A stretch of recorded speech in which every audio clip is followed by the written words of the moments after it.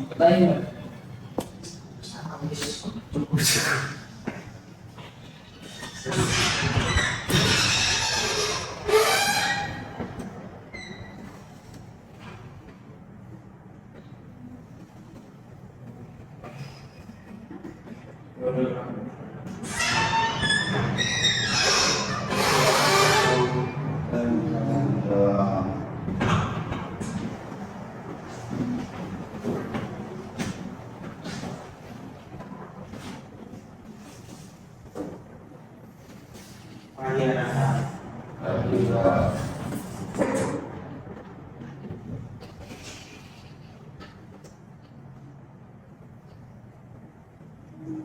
Bagaimana kabarnya semua? Alhamdulillah. Sebelum Bapak mulai pelajaran, apa harus terlebih dahulu? Yuda, Dewa, Aidan, Dewa. Ilham, Adik. Adika, Alif, Joshua, Adif, ada yang tak hadir? Ini siapa? Rizky. Rizky juga. Sebentar. Sama Rizky.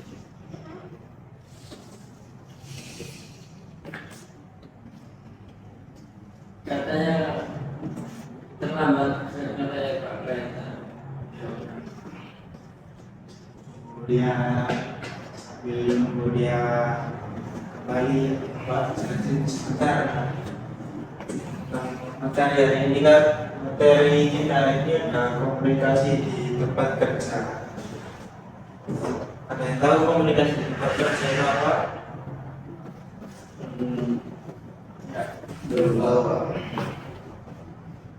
Jadi komunikasi di tempat di kantor atau tempat kerja adalah sebuah proses penyampaian informasi, ide ataupun perasaan antara individu atau kelompok dalam lingkungan kerja. Hal ini mencakup berbagai interaksi baik secara lisan maupun tulisan yang terjadi di antara rekan, atasan, dan bawahan. Jadi misal kalian di kantor itu kan pasti nggak mungkin kan kalau diam-diam saja gitu, pasti kan ada interaksi baru, ngobrol tentang kegiatan sehari-hari, terus tentang atau ingin berencana menonton film atau sebagainya. Nah, itu interaksi dalam kantor. Apa sih tujuan kita pada materi hari ini? Tujuan dari komunikasi kantor itu dapat untuk memastikan bahwa semua anggota tim memiliki pemahaman yang sama tentang tugas, tujuan, dan harapan, serta untuk membangun hubungan yang baik antara individu yang ada. Jadi nanti ya agar tidak ada kesalahpahaman lah. Misal kalau kalian kan di kantor ngobrol sendiri atau ngobrol nggak ada temannya, kan nggak mungkin kayak kita gitu.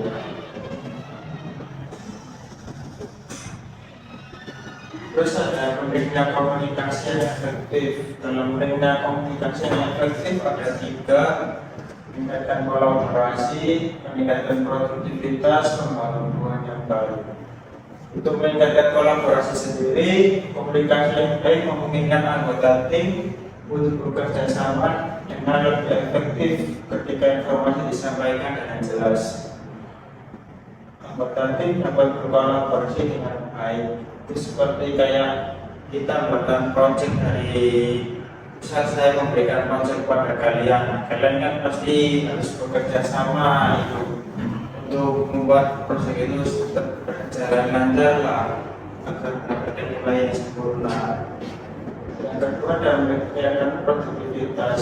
Komunikasi yang efektif mengurangi kebingungan, kesalahpahaman, yang pada gilirannya meningkatkan produktivitas. Karyawan yang memahami tugas dan tanggung jawab mereka dengan jelas dan lebih efisien dalam menyelesaikan pekerjaan.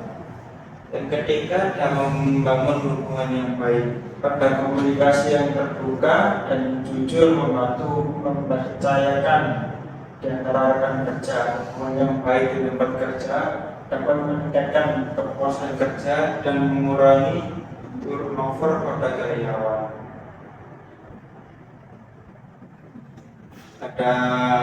Selanjutnya ada jenis-jenis komunikasi. Di dalam jenis-jenis komunikasi sendiri ada 3: komunikasi verbal, nonverbal, formal, dan informal.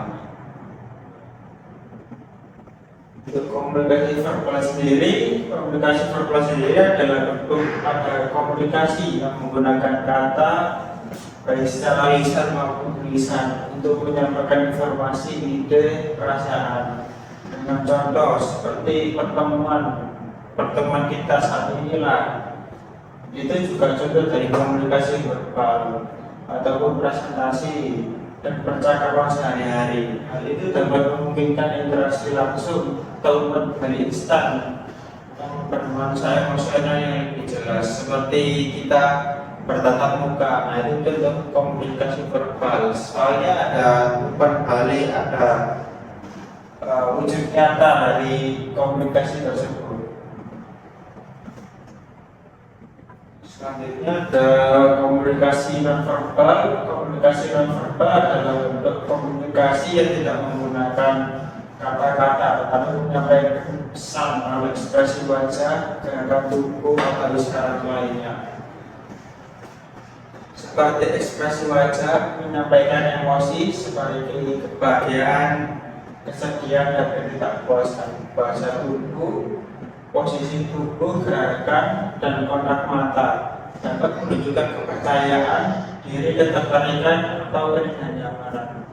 Untuk ekspresi wajah sendiri, misal kita ingin menyapa teman, kan kadang ada yang hanya sekedar mengadipkan mata, itu bisa menyapa teman atau memberikan isyarat lah kepada teman.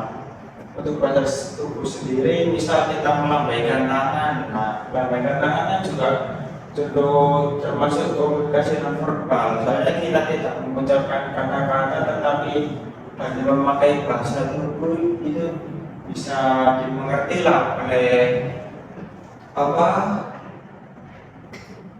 oleh orang yang ingin kita tunjukkan dalam komunikasi tersebut. Selanjutnya ada komunikasi formal dan informal. Untuk komunikasi formal sendiri, komunikasi mengikuti saluran resmi dan terstruktur oleh organisasi yang menjamin bahwa informasi dapat disampaikan dengan cara yang terstruktur dan dapat dipertanggungjawabkan. Dan selanjutnya ada komunikasi informal. Informal sendiri komunikasi yang terjadi di luar saluran resmi, seringkali bersifat santai dan tidak terkait oleh struktur organisasi. Assalamualaikum. Waalaikumsalam. Siapa namanya? Mbak. Terus tadi? Dan 3, Pak. Sama.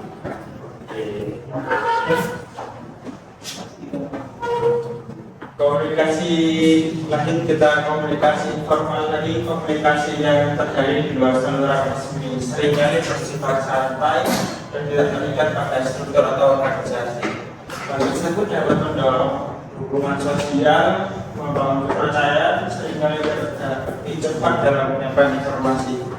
Untuk komunikasi informal sendiri, misal kita di kantor, kita mengadakan rapat, dalam rapatnya tidak ada yang namanya kayak cengengesan atau misalnya candaan yang berujung ketawa dengan terbawa itu. Nah, itu contoh komunikasi formal. Untuk informal sendiri, misal kita menongkrong di kafe bareng teman-teman lah, dan kita bisa entah itu bercanda atau bertawa-tawa, terbawa atau hanya menjelekkan satu sama lain lah. Itu kan contoh komunikasi informal.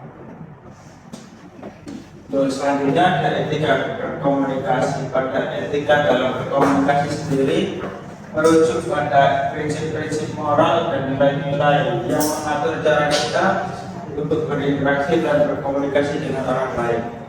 Hal ini mencakup kejujuran, integritas, rasa hormat, atau setiap bentuk dalam berkomunikasi. Untuk etika komunikasi tersebut sangat penting ya, karena untuk membangun kepercayaan dan hubungan yang baik di tempat kerja. Komunikasi yang etis dapat menciptakan lingkungan kerja yang positif dan tentunya produktif.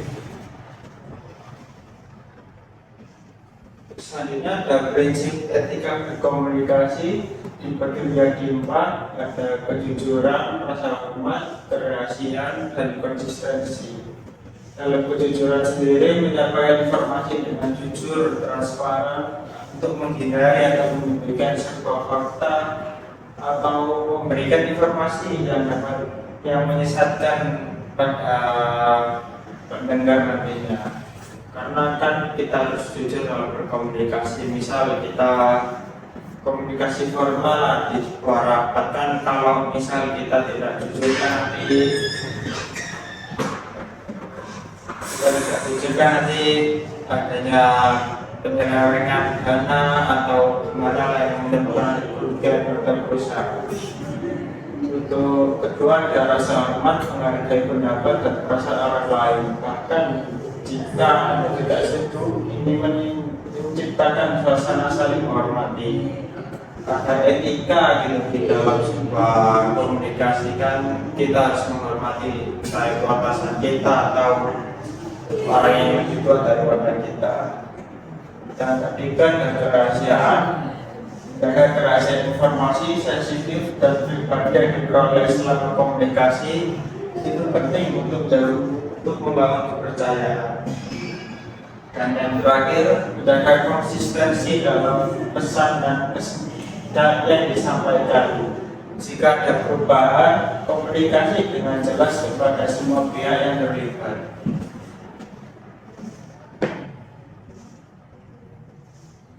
Dan selanjutnya ada faktor dan hambatan pada komunikasi kantor.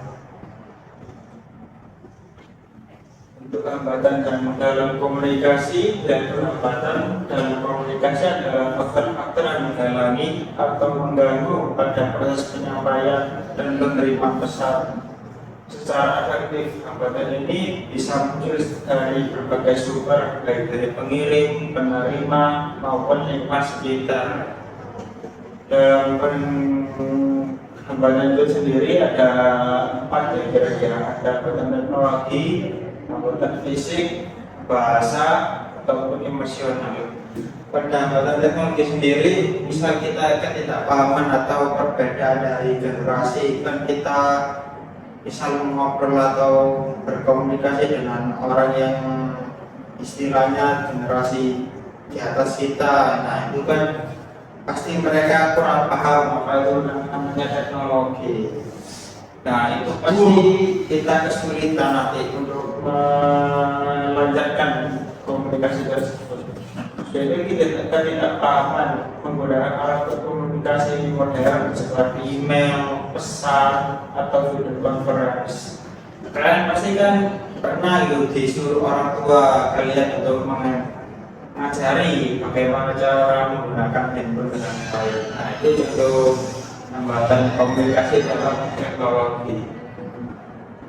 Untuk hambatan fisik seperti jarak fisik, gangguan teknis seperti masalah perdagangan komunikasi.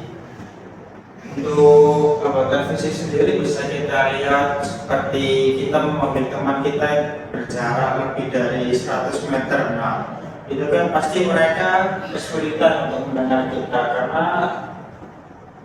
adanya jarak atau apa ya, kayak ibaratnya halangan lah yang sangat jauh yang bisa menghambat pendengaran mereka. Untuk ketiga ada hambatan bahasa seperti penggunaan jargon, istilah teknis atau perbedaan bahasa antara pengirim dan penerima. Hal itu dapat kita jumpai seperti kayak misal kita berkunjung ke sebuah tempat yang isinya itu orang-orang bule-bule gitu, jadi kan kita agak sedikit kurang memahami bagaimana mereka berbicara. Terakhir ada hambatan emosional, yaitu stres, kemarahan, atau ketidakpuasan yang dialami oleh pengirim atau penerima pesan. Ya, baik. Sekarang sebelum kita mulai, Bapak akan menanyakan studi kasus yang nantinya kalian mungkin harus itu ya merangkum lah argumennya bagaimana.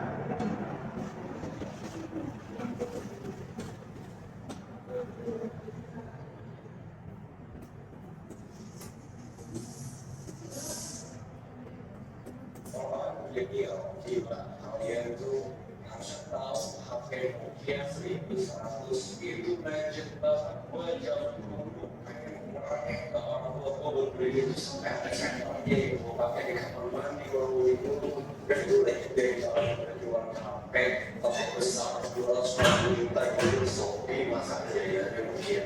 I grew up with Nokia. HP Nokia sebagai entusias teknologi itu waktu itu benar-benar bisa hidup gue gila. Mereka bisa bikin inovasi kayak gitu. Tapi kenapa mereka tidak jauh tahu? Kenapa benar-benar berdua yang bisnis yang kita sama-sama bisa ambil dari gagal Nokia ini. Sama mereka harus reclaiming logo yang 60 tahun lamanya berubah jadi yang ini. Yang sama baik banget komunikasi dia sampai dibagi banyak grafiknya sana, tapi paksa mereka harus kasih arahan baru dari negara mereka. Jadi ini gue samain poin yang penting banget ya. Gue gak usah tunggu kalian tunggu ke cara terakhir untuk dapat pelajaran paling penting ya.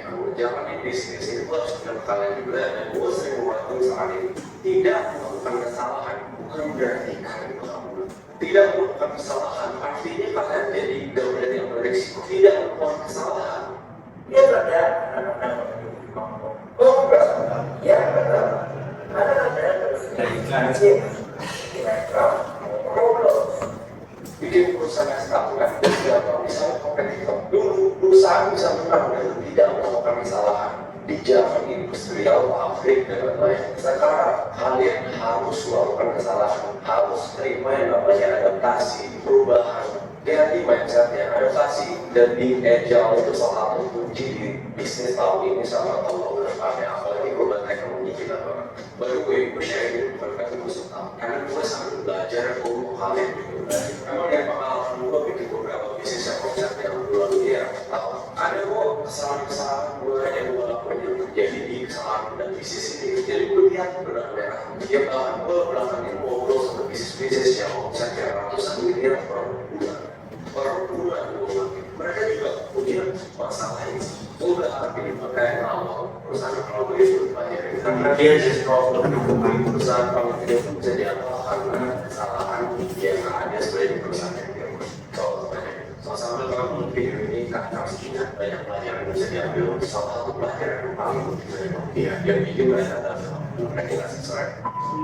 Oke, tapi bahas dulu ya tentang dia. Sampai ini ada ini ya perusahaan perusahaan apa lagi? Ada perusahaan teknologi dan komunikasi dari kita. Banyak yang bikin video belajar mereka lagi.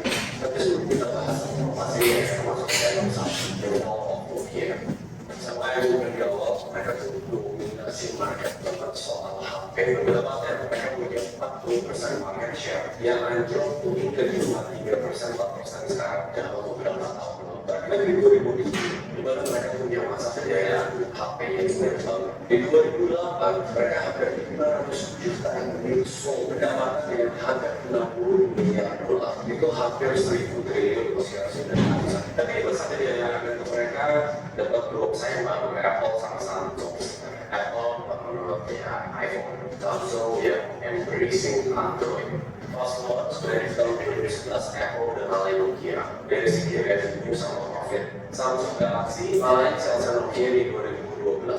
Sebelum bahas kenapa dampaknya di 2011. Nokia rugi 18 triliun rupiah. 2012 pecah 10.000 karyawan worldwide. Di 2012 mereka jual salah satu produk mereka ke private equity karena nggak bisa mungkin. Kalau menurut analis ini 3 utama mereka gagal. 1, gagal adaptasi. Jujur ini bakal jadi korban banyak banget karena juga kelemahannya di masa kejayaan. Karena bahkan merasa brand dari kalian bagus banget. dan udah nyaman dengan kebenarannya, jadi nggak terlalu ini kayak Nokia ya, dia tidak terlalu Android sebagai kompetitor atau HP yang Android, orang tentu kok belakang orang tentu kayak simpel. CEO-nya bilang mereka udah melakukan kesalahan, tapi sebenarnya ini kesalahan dan dia sendiri tidak sadar. Walaupun dari dia banyak yang kita harus tetap stick to our core. Kita punya values di MD, kita harus di sana, jangan gampang buat.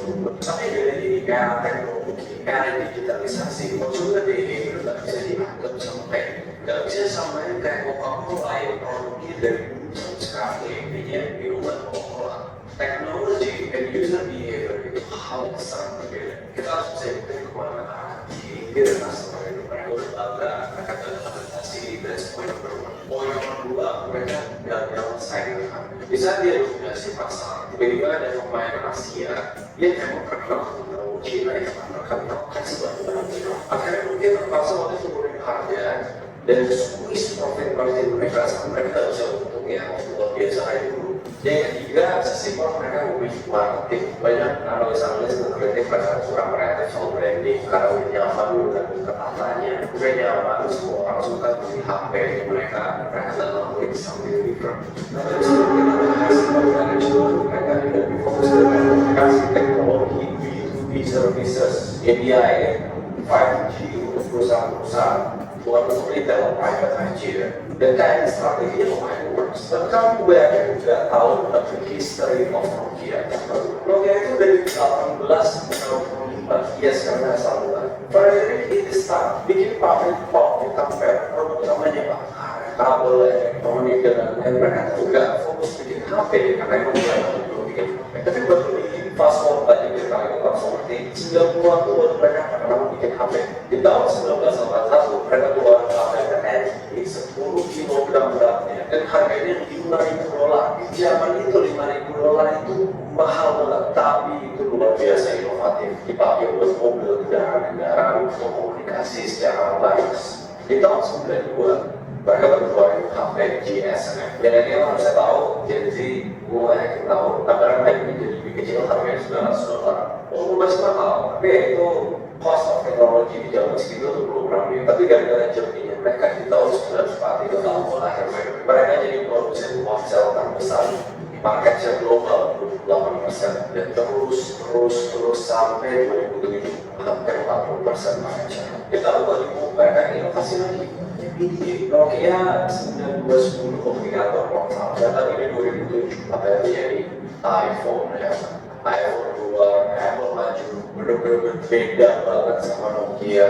Di saat itu Nokia nggak merasa mereka kompetitor, udah terlalu nyaman sampai mereka udah mulai ketar-ketir bahwa customer lebih suka iPhone ya. Di tahun 2011 mereka partner sama Microsoft, kedua partnershipnya biar mereka bisa pakai Windows Phone untuk ngalahin iPhone sama Android gitu. Dan akhirnya karena susah, 2013 Nokia berusaha menjual bisnis ponselnya ke Microsoft. Harganya $7,2 miliar.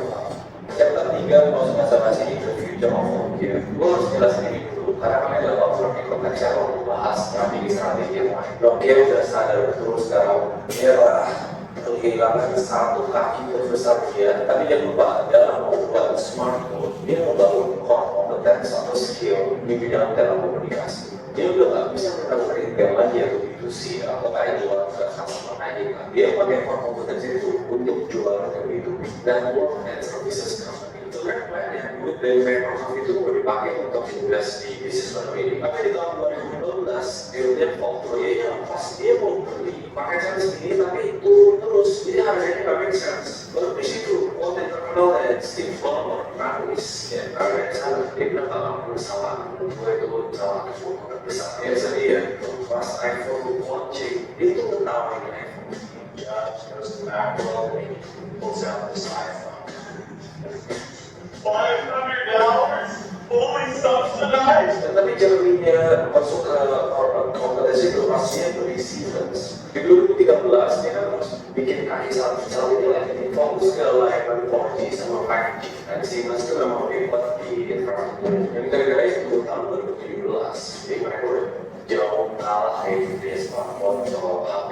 Akhirnya mereka punya penjualan $27 miliar 4 tahun sebelumnya. Dan sebenarnya semuanya analis-analis dulu juga sama.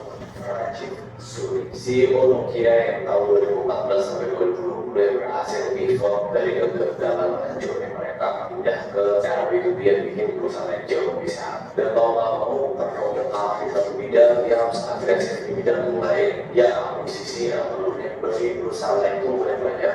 2012 dia beli perusahaan yang komunikasi atau purchase Alatan Lulusan sampai 300 triliun. 2016 dia juga beli perusahaan namanya Withings, tapi menurut gue itu bener banget karena itu perusahaan healthcare dari Prancis buat fitness training namanya 2018 saya pengen dijauh dulu kerja bisa. Tapi kalau gue bahas gue emang video ini bakal panjang banget. Gue sampai capek perjalanan dia dari gagal dan masuk ke retail terhadap sama seperti itu di last chapter lesson learned. Ya menurut gue kalian juga bisa pelajari bukan cuma dari bisnis kecil, bisnis gede bisa ngelakuin kesalahan-kesalahan ya. Asalnya kayak bisnis kecil yang lakuin nggak banyak kesalahan yang gue ulang lagi karena ini salah yang gue percaya di tahun ini sama gue pas setelah ngobrol sama banyak bisnis adaptasi itu jadi keharusan. Bukan sebuah theory, bukan secondary, semua bisnis sekarang harus adaptasi. Gak boleh happy dengan apa mereka punya sekarang. Jangan kita ngomong 1 tahun, 2 tahun, 3 bulan aja itu harus adaptasi. Di zaman sekarang kita tinggal zaman berbeda. Lo gak bisa happy dengan orang yang lo sekarang selama 3 bulan, lo gak bisa. Lo harus prioritas, lo harus buat produk lo harus continually improve. Kalau enggak, lo bakal dimakan sama kompetitor lain. Dan itu sama bisa mereka merasa mereka paling jago, mereka berinovasi lagi, merasa kayak pemain lain tertawain iPhone kecil, sekarang dia iPhone itu sudah gede. Dia nyambung untuk pemain kedua, pelajaran yang penting juga make mistakes.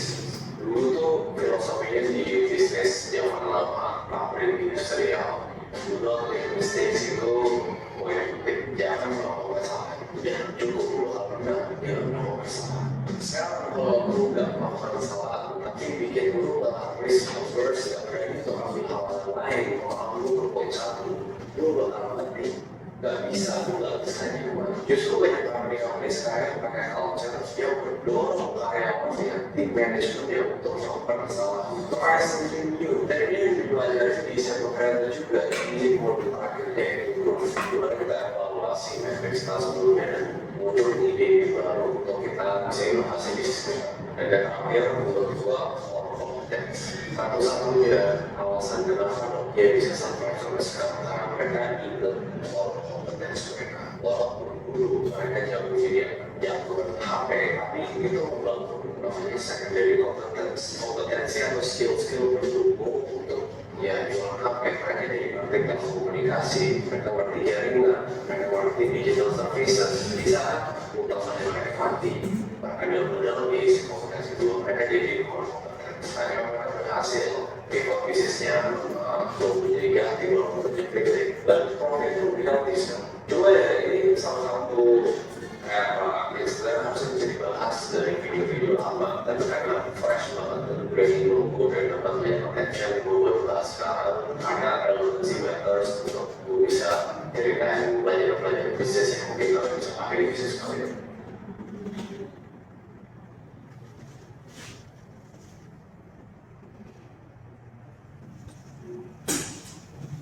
Dari studi kasus tadi mungkin Bapak kasih waktu kurang lebih 7 menitan lah untuk kalian coba analisis apa sih penyebab kira-kira yang dapat kita rangkum dari apa video tadi yang berhubungan dengan komunikasi di tempat kerja. Kasih waktu 7 menit ya.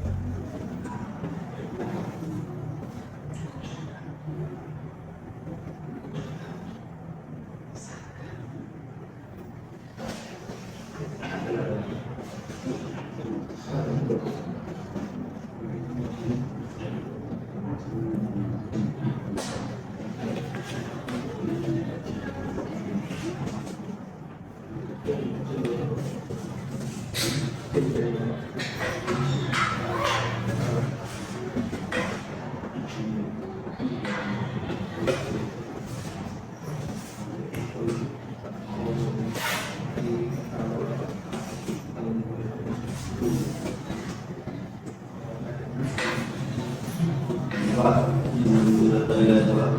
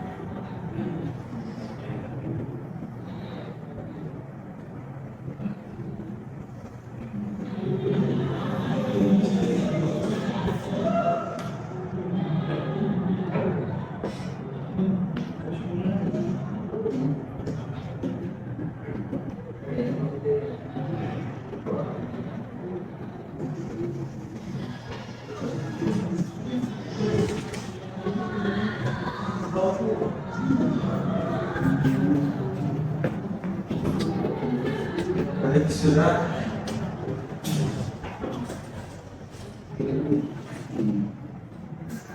Sekarang apa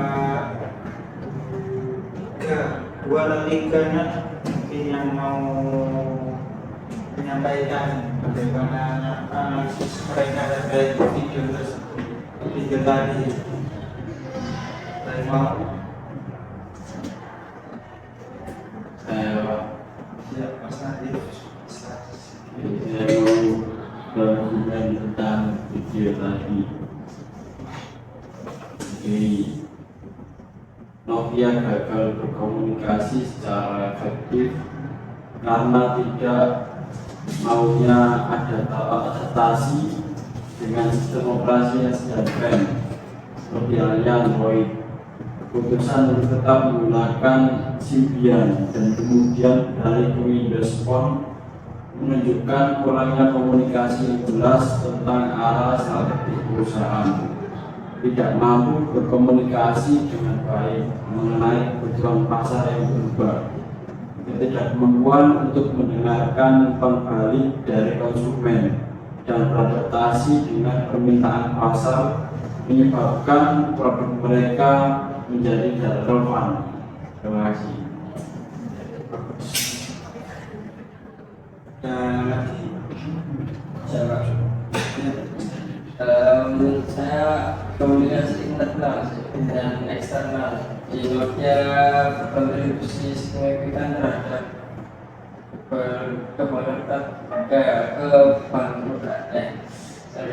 kebangkrutan perusahaan. Salah satu penyebab utama itu keterlambatan dalam mengadopsi teknologi. Lalu Nokia itu gagal berkomunikasi secara efektif mengenai pentingnya beradaptasi dengan sistem. Lalu ketidakseimbangan antara pihak manajemen, operasional dan tim perkembangan produknya mengakibatkan komunikasi yang buruk sehingga terlambat proses kolaborasi. Ya, bagus. Ada lagi? Ya. Mungkin jadi buruknya komunikasi internal dan eksternal tadi ya, yang menyebabkan Nokia jadi terpuruk dalam perkembangan teknologi yang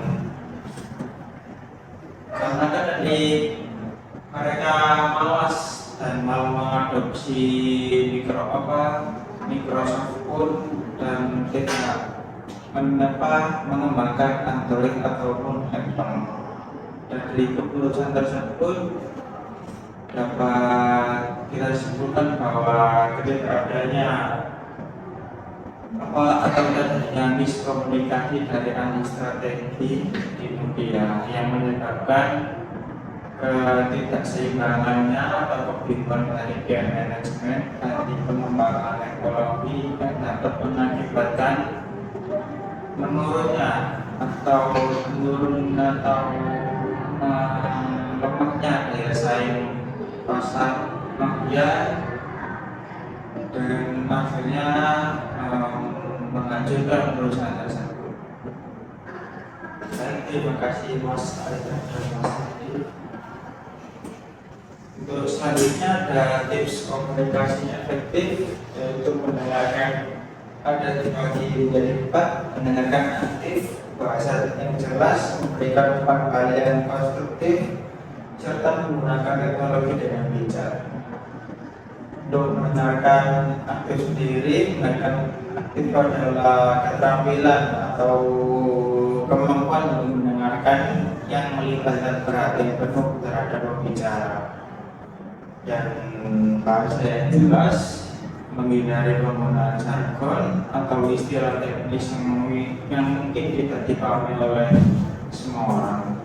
Untuk bahasa yang jelas sendiri, misal kita di sebuah organisasi kan tidak semuanya orang bisa bahasa Jawa, jadi kita harus memakai bahasa persatuan, bahasa Indonesia yang bisa dimengerti atau mudah dimengerti oleh semua orang di Indonesia ini. Yang ketiga, dan memberikan 4 kali yang konstruktif. 4 kali konstruktif adalah 4 kali memberikan informasi yang berguna untuk perbaikan, bukan hanya kritik atau saran. Yang keempat adalah menggunakan teknologi dengan bijak, memanfaatkan alat komunikasi untuk meningkatkan efisiensi dalam komunikasi. Terus ada yang mau membaca? Saya Pak, ya masa juga. Untuk kesimpulannya yaitu dalam dunia kerja yang semakin kompleks dan dinamis, komunikasi yang efektif menjadi kunci utama untuk mencapai kesuksesan.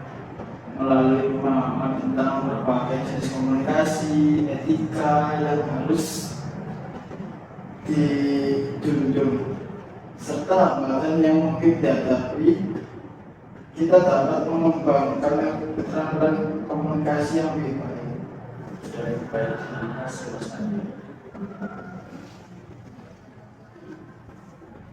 Ya, sampai sini ada yang mau ditanyakan?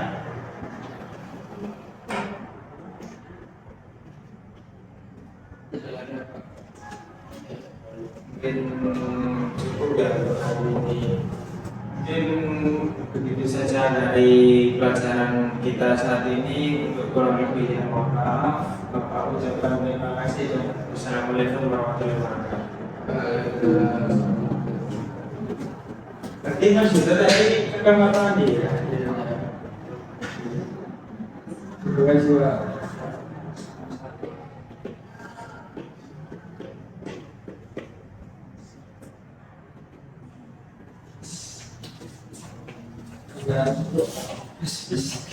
Ya.